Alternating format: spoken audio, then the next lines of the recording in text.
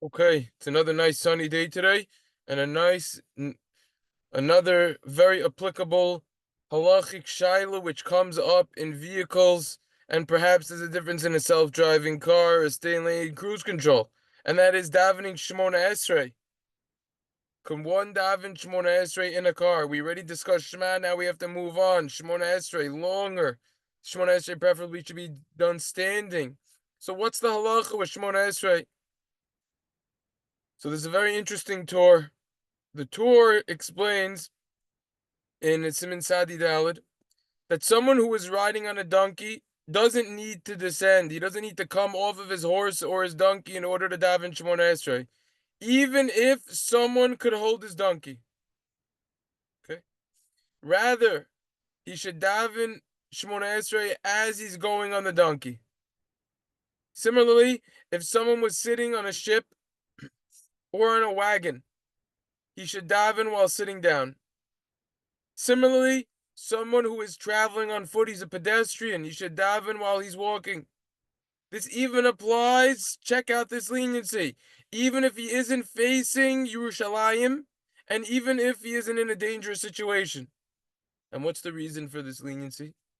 The reason for this leniency is if he's going to stop and daven to delay his journey, if he's going to stop and daven, the delay of his journey will preoccupy his mind. So therefore, there's a tremendous leniency over here. That he's allowed to daven even while he's traveling, because his journey is going to get delayed and it's going to preoccupy his mind, and he's not going to be able to have a proper concentration and focus and kavana on the tefillah on the Shemoneh Esray. Now, some are stringent and hold that he has to stop for the avos for the beginning of davening, for at least the first bracha of Shemoneh Esray, which requires kavana, the rest might not. But the Beis Yosef paskens that in a dangerous situation, one doesn't even need to stop for the avos. All right. And in fact, Rabbi Yosef Cairo writes about this in the Shulchan Aruch, and he says that if someone is able to stand while traveling on a ship or wagon, he should do so. But if he's not able to stand, he doesn't have to, and even while he's sitting. A tremendous leniency over here that is being applied, and these are sugyas in the Gemara and Brachos. So the Taz over there in Sifkot and Daled, Taz over there explains, Siman Daled, that wagons, they don't move as so fast, and ships are wide. So therefore, he's not going to be afraid. So what's the point of standing? So the point of standing when the ship or the wagon isn't traveling, right? He's considered walking. Doesn't the Gemara in Kedushin say on Lamed Gimel and Beis Roich Ivke Mahalech Dami, which means that someone who's riding on an animal is considered to be walking. So therefore, what's the point of standing? He's still considered to be walking. Standing doesn't do anything. So the Taz says some nice quick lumdus. He says that we're only required to daven while standing in order that the fear of the divine presence should be upon us. It's therefore adequate if we stand while we are traveling in a wagon or ship, even though it isn't called standing regarding the moving of the wagon of the ship. So that's an interesting idea that the Taz discusses. In other words, what he's saying is that it's enough if we stand, even though it's considered that we're moving, but it's still considered standing, that now the Shekhinah, the divine presence, could rest on us. Now, already the Sefer Lekeh Kemach HaChadosh in Siman Daled Oz Tes, already he explains that nowadays the custom is to be stringent and to stop, because we don't have kavana anyways. It's clear from the Ramah and Siman Kof Alpha, if I'm not mistaken. That's why if a person didn't have kavana in the beginning, he wouldn't go back in, because it's assumed he's not going to have kavana. So he says that nowadays we don't have kavana anyways when we daven. So in other words, even though the Shulchan Aruch says that the custom is not to stop the journey to daven because we won't have kavana, because we're going to be mentally preoccupied because of the travel delay, nevertheless, maybe perhaps since we don't have kavana anyways, it's not a problem. It's not a problem at all. Maybe, according to this idea of what he's saying, maybe we should be stringent and we should stop nowadays. In other words, he's saying, not like what the Shulchan Aruch is saying. Maybe this is going to change because we don't have kavana anyways nowadays. Furthermore, he says, the Shulchan Aruch himself says that everything depends on the place and the circumstances. So nowadays, people aren't as in a hurry and upset about a small delay on the travel. Could be the reason for this is that the traveling that we do nowadays is much quicker than what they used to do. It used to take days, weeks, perhaps even months in certain circumstances. So therefore, it could very well be that the traveling that we do the delay that we do isn't going to preoccupy our mind as much, and therefore will in fact be permissible, will be okay. And we would need to stop because the delay wouldn't upset us as much. Now, the consensus among the contemporary poskim is to prohibit davening while driving in a regular car. The sources are going to be put up at the end of this video. It's Rav Shlomo Zalman Auerbach. This is his psak, and he's quoted in the Halicha Shlomo and Perek Ches and the Devar Halacha Os Gimel, as well as the Avnei Yishpa on Tefillah and Perek Yedalid Os Yud Beis brings this psak as well. So, meaning the psak of Rav Shlomo Zalman Auerbach, basically Rav Shlomo Zalman Auerbach, that's who everyone's quoting. And even if someone, and listen carefully, this is a regular car, manual driving, even if someone is in a situation where there is no possibility to park his vehicle, okay? He can't park it. And if by waiting to daven, he's going to miss the time to daven, it's going to be so Siman Tefillah coming up, the halacha is he should not daven. This is a very important halacha over here that we're talking about, that he should not daven no matter what, even if he's going to miss the zman of tefillah. Why? Someone who is driving a car needs to use his mind and senses, and he needs to focus on driving properly. Right? That's what it comes down to. He needs to focus on driving properly. And therefore, this is not a game. This is not a joke. This is real life. He needs to focus when he drives. He needs to make sure he's not going to kill or injure himself, chas v'shalom, or other people. All right? So they need to look at what's happening on the road. If a driver isn't going to focus, a dangerous situation could easily result. Therefore, driving a car, explains with Shlomo Zalman Auerbach and other Gedolei Achronim, is incomparable to driving on a horse, all right? While pulling a wagon, which requires minimum focus. The Piskei Teshuvos brings this as well in Siman Sadi Daled Os Ches. Take a look over there also in footnote 35, right? Now, the Leka Kemach HaChadosh, also take a look over there in Siman Sadi Daled Os Yud Aleph. Rather, what he should do is he should perform a Tashlumin Shemoneh Esray during the next man. He should make up his davening that he missed. Now, this only applies if you accidentally missed the davening or you miscalculated the amount of time it would take to reach his destination. Key line. It's only if it was accidental. See the recordings around by Blan.com, Siman Kuf Ches 108 for more details on the halacha of Tashlumin, especially the beginning where that distinction between on purpose or accidental was made. Anyways, that will be the halacha of a regular car. One should not recite Psukkah de Zimra. Don't say Psukkah de Zimra. Don't say Shema and the brachas of Shema while driving. None of that. Right? Other brachas are more lenient. We're going to learn about that. I'm going to put out another video on other brachas while driving. You can be more lenient. We're going to talk about other brachas like a shahakol on water, etc. Take a look over there. Piskei Teshuvos and Siman Sadi Daled of footnote 34. As I said, all of these sources I'm going to quote at the end, put it on the screen, do a screen share, so everyone will have everything. Now, let's say someone violated this halacha, and he davened Shemoneh Esray who was driving. He doesn't fulfill his obligation. He needs to return and daven again. If, due to the driving, he didn't have kavana for the avos, he has to make sure he has kavana for the beginning of Shemoneh Esray. Proper intention, mean what he says. It could very well be that he would need to repeat Shemoneh Esray regardless, even if he says he has kavana, since it's impossible for him to have kavana. He thinks he had kavana, but he really didn't have kavana. That's what the Piskei Teshuvos paskens in Siman Sadi Daled, footnote 36. The Leket Kemach HaChadosh over there in Os Yud Aleph, Siman Sadi Daled Os Yud Aleph, he explains that even though due to our sins we don't have kavana nowadays, anyways, when we daven, still. So you say, what's the difference if I'm driving or not? I never have kavana when I daven. The answer is, and listen carefully because it's an important point.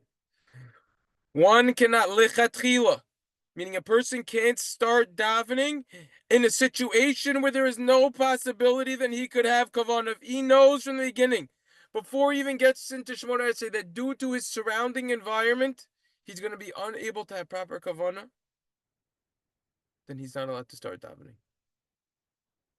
And plus, it's dangerous for himself and for others if he's going to daven while on a car. So everything that we said up until this point, the first 10 minutes, that's all talking about manual cars. But what about a car that has a stay-in-lane cruise control or is this full self-driving Tesla? Could a person be more lenient then? So I think just like by Shema, when we discussed, we have to ask, before we answer this question, it's not just a yes, no. Excuse me, you can or you can't. There are many factors involved with this Shiloh, and we have to ask ourselves no less than 10 questions in order to answer this question. Number one, perhaps there's a difference if the road is straight. Is it windy? What's the weather conditions? How accurate is the stay-in-lane cruise control? How well is the person sitting behind the wheel able to focus? How clearly is he able to focus? Is this the last time that he could now daven Shemoneh Esray? Right? Maybe that's also a factor. So he has to ask those questions. Is last time for davening Shemoneh Esray approaching? What are the weather conditions? Is it very dark out? Is there bad lighting there? Is there good lighting there? All these questions. How fast is a person going? Are you a good driver? Know yourself. How experienced are you with the stay-in-lane cruise control or the self-driving car? How many thousands of miles you drive with it? Tens of thousands of miles. Are you easily able to take over if you need to? Sometimes it just quickly veers out of lane, and then you're not locked in the lane and the stay-in-lane cruise control. Car doesn't even warn you. You just start cruising out. Are you aware of that? How comfortable are you with the stay-in-lane cruise control or the self-driving system? Some people are more comfortable than others with it. Will it detract from your kavana? All of those questions. Now, the answer to if someone could daven Shemoneh Esray in a self-driving car or stay-in-lane cruise control could very well be based on the question of is it permissible to daven Shemoneh Esray when one's eyes are opened and not looking in a sitter or not, right? The Shulchan Aruch paskens. What's the answer to that, Shiloh? The Shulchan Aruch paskens, Siman Sadi, Sif Daled, that a shul has to have windows that face Yerushaliyim. Shulchan Aruch then proceeds to quote a Zohar, see the recordings over there, RabbiBlan.com, who rules that it's good to have 12 windows. Mishnah Berurah asks, Mishnah Berurah over there in Sif Katan Ches, why do you need windows? Isn't the halacha, don't we know from Siman Sadi, Hey, Sif Beis, that either a person's eyes are completely closed while they're davening Shemoneh Esray so they can have the utmost focus, or their eyes are just fixed into the sitter? Those are the only two places that a person's eyes are allowed to be during davening. So the Mishnah Berurah answers no. If a person is not having kavana, they should look up. Look up to the sky. Look how beautiful the sky is. Pretty sunny. I don't know what everyone could see, but beautiful up there. Oh, absolutely beautiful. Look up to the sky. And all those extra windows will allow you to have more kavana. They're going to allow you to have more kavana, all those extra windows. All right? So in other words, the idea over here is that a person's only allowed to look out the window during davening if he needs to have more focus. He looks towards the sky. He looks towards Hashem, Hashem, Hashem, and he has more kavana. So based on this, and based on what the Shulchan Aruch over there in Siman Sadi, Hey says Sif Beis, as well as the commentators, especially the Zohar, is very fiery against this. He says that it is not halachically permissible to daven Shemoneh Esray if one's eyes aren't looking in a sitter or if they're not closed.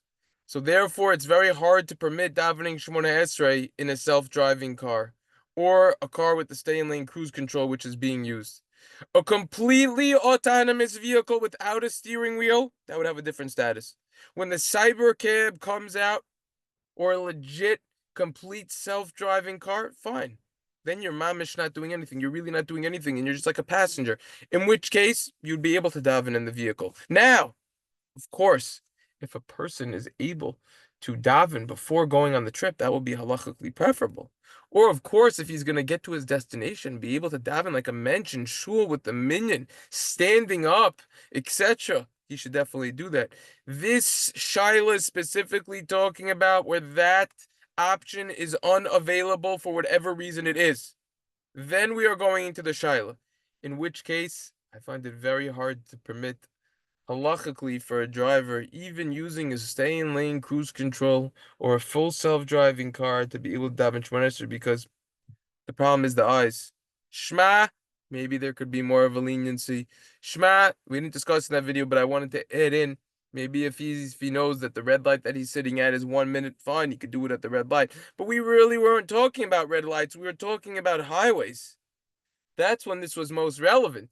Because if you're at a red light, you could probably pull over because you're right there. But sometimes on a highway, you can't necessarily pull over. It's dangerous. There's nowhere to pull over. You don't want to go on the side of the highway. It's dangerous, etc. So, anyways, so that's the story. I think it's not simple to permit davening Shemoneh Esray, even in a self-driving Tesla or a car that has a stay-in-lane cruise control that's being used if you're driving it. And someone, just like we said by Shema, has to pre-plan when he's going to daven before venturing out on a long journey. Pasuk in Koheles says, the wise person, his eyes are in his head. Hechochom einov beroisho. It says in Koheles Perek Beis, Pasuk Yudaled, what does this mean? Everyone has eyes in their head. Well, there's actually a few explanations as to what this means. That one explanation is that Ibn Ezra, he says, yes, he has the eyes that are going to direct him. They're going to direct him in the proper place, in the proper path, the proper way to go. But the fool, he doesn't have direction. He doesn't know where he's going. Rashi quotes the Koheles Rabbah, who offers a different explanation. His eyes are in his head. He foresees, if I do this right now, what will be the repercussions of my current actions? What will happen because of what I do right now in the future? Ezehu Chacham, says the Gemara in Maseches Tamid on Daf Lamed Beis and Beis. Who is the wise person? He sees what will be born. He sees what I do now. What will be the repercussions from what I do now? What will occur in the future from what I do now? That's what he sees. He sees the repercussions based on what he does now and the actions that they will bring, right? Not like when it says in Pirkei Avos, it says in Pirkei Avos in the 4th parak, it says that the Chacham is a Chacham Haloimin Mikol Adam. He learns from everyone else. It's a different Ezeu Chacham, different types. The ideas are that we have to see the repercussions for our actions and the results that they will bring. Life is similar to a game of chess. Chess requires a tremendous amount of mental capacity and skill. The best players see many moves in advance. They decide where they're going to move what based on what will happen many moves later. They think many moves in advance. Their minds are trained for this, the best players. This is life. The more we look in advance, the better we're going to be in life. We have to look in advance and say, this world is fleeting. We're here temporarily. We're guests. We're visitors. The real world is the next world. And we have to see, based on what I do now, how will that affect me? How will that prepare me for the next world? That's what we have to realize on a deeper level as well. It's the same thing with getting in that car. We have to see what's going to happen. Are the times going to work out? Is it a time of rush hour? Is it not a time of rush hour? And that will help us live better lives as well. So that's like Hashem. Hashem was a chess player. He looked in advance, so to say. He originally wanted to create this world with din, with the strict judgment. He saw the world couldn't handle it. So he created the world. He combined in mercy. Rachamim. So he looked in advance. We also learn this from the Lachas of Shalosh Shudas, the 3rd meal on Shabbos, the Shulchan Aruch paskens and Siman Reish Adi Aleph. That during the winter we need to be careful not to eat too much at lunch during our Shabbos food in order that we're going to be able to eat Shalosh Shudas. The Mishnah Brew over there in Dalit explains that if one's going to overeat too much, that's a chilas kasa, overindulging. It's not even halachically considered eating. In other words, we have to look at the long run rather than the short one. We have to foresee the results of our actions. So that's the idea when it comes to the car. We have to make sure that we make the proper decision, that we make the proper cheshbon, and we are mature about it and our trip that's coming up, and make sure to take it seriously. Anyways, hope everyone enjoyed, and if you haven't I'm gonna put the sources up in 1 minute. I just want to say, if you haven't already subscribed, then what are you waiting for? Get on that. If you haven't already, give a thumbs up and a good comment, then what are you waiting for? You definitely should, because this is legit stuff that we're doing over here. Now I'm gonna proceed to basically do a screen share of what I have and share all of the sources if anyone is interested in looking them up for yourself, looking into this more. I think there's what to chew on over here. I'm gonna get a little screen share over here going. Here we go.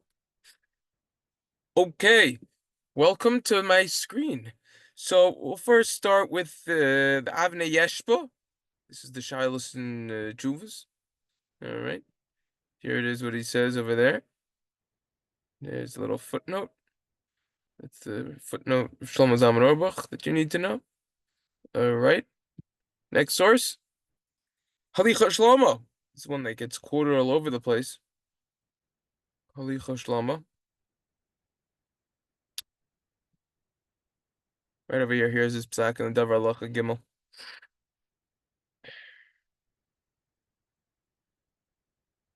Ulam. Right over here. The driver himself, he shouldn't daven when he drives. He should stop the vehicle. And then he's gonna go into benching. That's gonna be the next video that I'm gonna put out. And don't compare it to the animal, he says, because this requires more focus. This actually, I didn't say on the recording. This is a Charles Juvas Vayvarach David. This was a harfinus psach. He was stringent, and he said even if you're in traffic, you shouldn't daven if you're the driver. So that's his little tshuva over here. He also quotes the Rav Shlomo Zalman Auerbach. Here's the Torah, and a lot of it I didn't quote, but feel free to look at. I didn't want to share too much lamdis or anything. Figured scare people away over there. People wouldn't be interested. But just wanted to get the general halach out there. But I certainly learned it. Here's the Torah in the middle. On the right side, you have this long Beis Yosef. See, the sugi of riding on an animal comes to the Gemara and Brachos on Daf Lamed.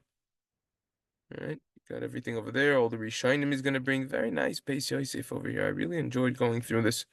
So the highlighted section, obviously, is everything that's applicable to what we just discussed.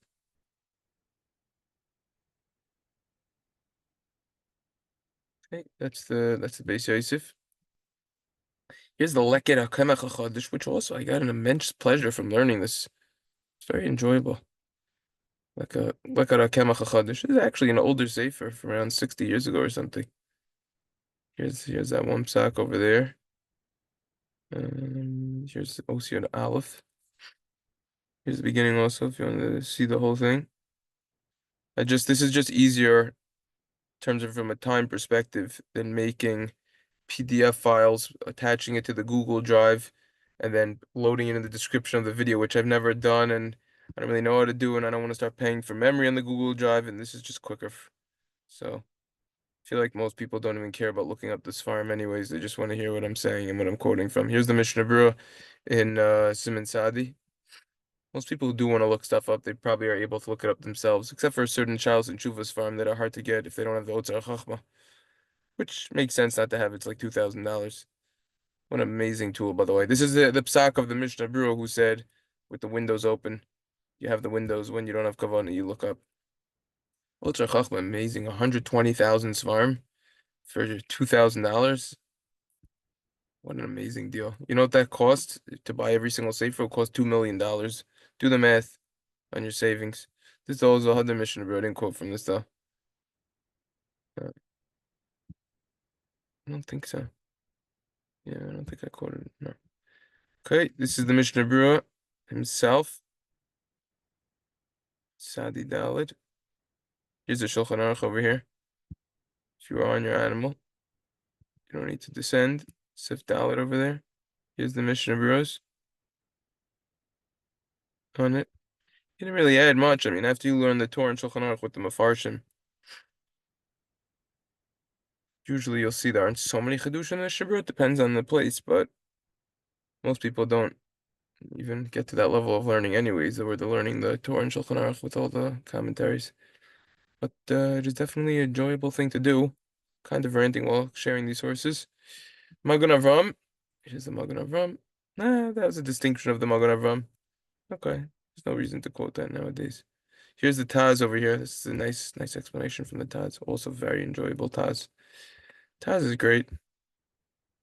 It's just so great. Magen Avram is just classic. You gotta learn Magen Avram when you're learning Shulchan Aruch, but Taz is just, he's great.